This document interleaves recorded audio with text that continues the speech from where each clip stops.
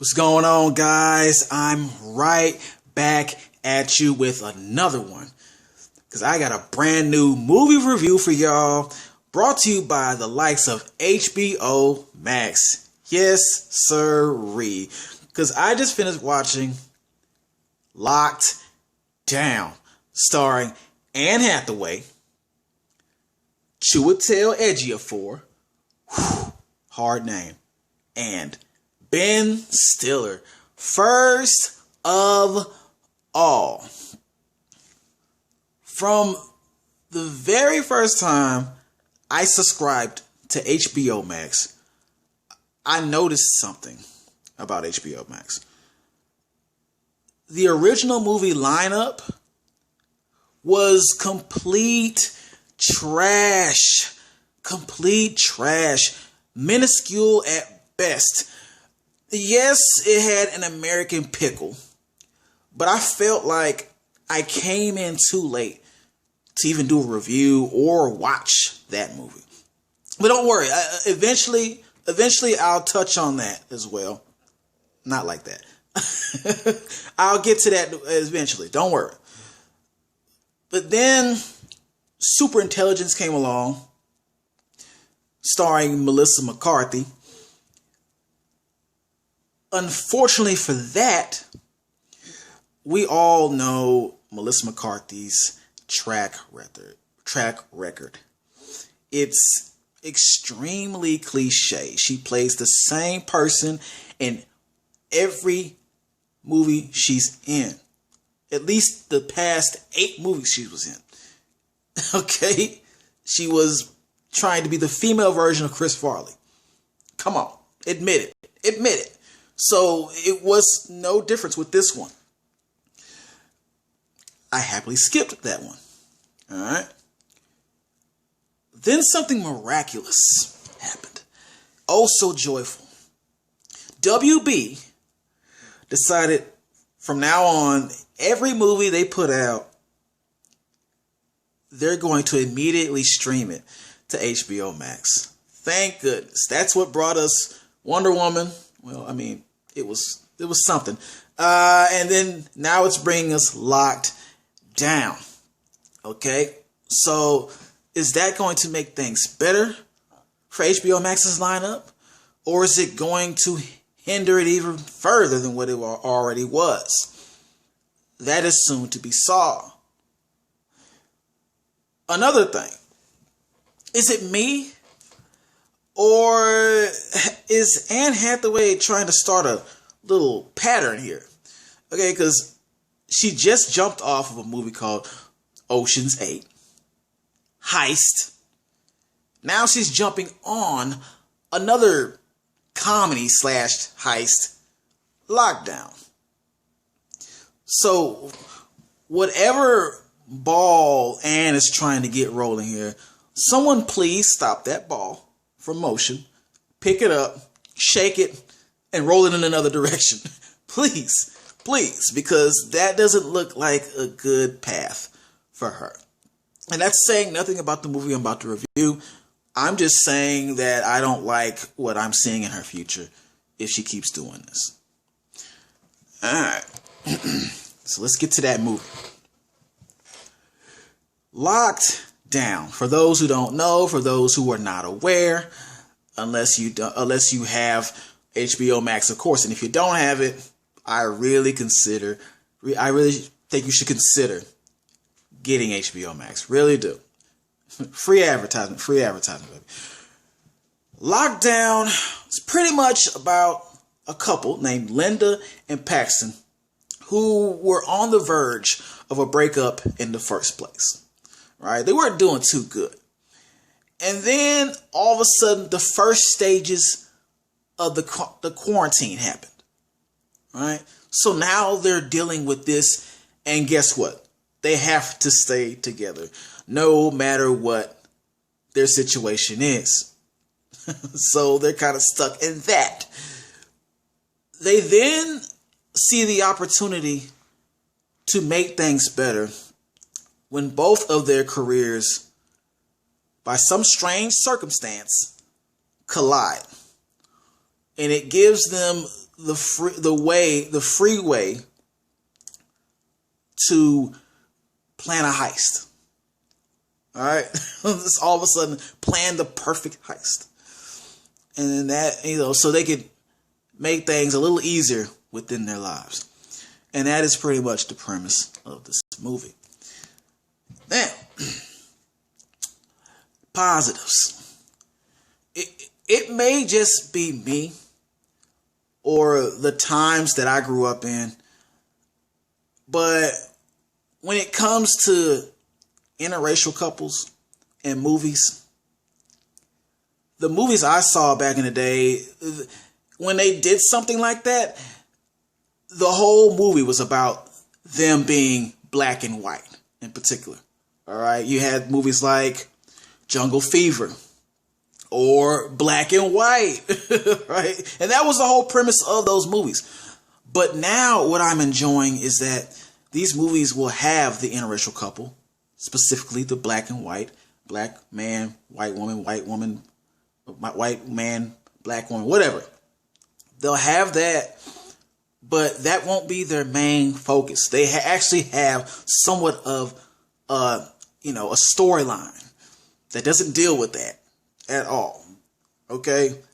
And I'm more into that because interracial dating is not taboo anymore. It's not a shocker. It's not a shocker. And so we must move on with the times. And this movie did just that. Thank you for that. Thank you very much. There is a brief joke about their relationship as a black and white, couple with Linda's grandparents, but it's brief. And then they move on. So, another thing that I enjoyed about this movie, the humor. This movie was just heavily doused with sarcastic and cynical type humor all the way through. And for me, if you're not going to have slapstick or parody or dark humor in your comedy, then please give me some good old fashioned sarcasm, some smart mouth, back talking, snide remark, sense of humor. And to be honest, back in the day, the king of snide was my boy David Spade. I miss those days. I really miss those days. But yes, that humor was well needed within this. Another thing that I really liked about this, it touched on the COVID-19 situation. Now, I didn't want to get too deep into this because, it can be a downer. That can be a downer. But at the same time, since the movie involves that pandemic, they made sure that they touched on every section of that pandemic. There was the couples who broke up because of this. There were couples that came together, became a stronger unit because of this. That was all depicted in the movie. Secrets came out, that nobody knew before. People became different types of people. People had chances to focus on different aspects of their life that they would not have focused on if it wasn't for the pandemic. And that was expressed in this movie as well. I like that. I like that they did just that. And it's no difference with the couple, the main couple. All right, as you can see. Let's get into that negatives. Let's get into those negatives. We must do this. When I say interracial couple, I also feel like there was some weirdness because of that. And I say that because the couple in here, it felt like they were holding back with their situation. Now, I know in the beginning, their relationship was strained. So there wasn't going to be a lot of lovey-dovey and none of this. I understand that. There's going to be more arguments. And that's what it was. That's what it brought you. But then when, the tide started to change, all right, They were supposed to become a little closer. But even when that happened, it felt like the actors were, hesitant to hug or kiss or be affectionate with each other. And I saw a big issue with that. Because if you really are feeling this for each other, I want to see it. I want to see it, man. There was a hint at a sex scene. It was more than a hint. You know they did it. A little makeup sex, whatever. But why didn't you even show it? You didn't even show the scene or a little hint, flashes of it at least. Give me a flash. All he saw was the guy wake up to answer the door with his shirt off. This is rated R, by the way. Rated R. I don't want to see his shirt off and that's it. I don't want to see none of that. I want to see Anne Hathaway. Okay? Show me Anne Hathaway. I want to see her go that mile for the art of acting. Okay? They didn't really bring it with that. That's Mark 1. Mark 2, they could have done so much more with this movie. There was a lot that was just left to the imagination. And that's okay sometimes. But when you have a movie like this, where everything is limited to FaceTime and they go out, they have their mask on, just like you would do in real life. When they talk about their past, give me some flashbacks with this. There's only 2 people flashing back. It's not like our good old Naruto where there was 16 people. There's only 2 people giving flashbacks. Give me a real visual of what they went through, or a quick little snippet, a skit or something. It's a comedy. I want a good funny flashback. Make me laugh. Please. We needed that. Like I said, there's so much they could have just brought into this movie, but they left it out. They left it out, and the results were not satisfying when it came to that. You didn't do enough with this movie, okay? My biggest negative on this, the damn heist scene, man. Look, okay. And that's why I mentioned Ocean's 8 in the beginning. Okay. They're trying to make it just like the Ocean's 8 outcome. All right. This one needed to be more realistic. If you're touching on real subjects like the pandemic, like COVID, why couldn't that heist have some realism to it? It was fantasy. It was exaggerated, just like Ocean's 8. Just like Ocean's 8. I want to say 11, but I said 8. Don't worry. Okay, just like that, it was ridiculous. It was almost like a cartoon. Nothing is that smooth. Nothing is that smoothly done in real life. And this was no different. Okay? I thought they were on a roll. They gave the man a fake name of Edgar Allan Poe. Now, who doesn't know that name? They could have ran with that.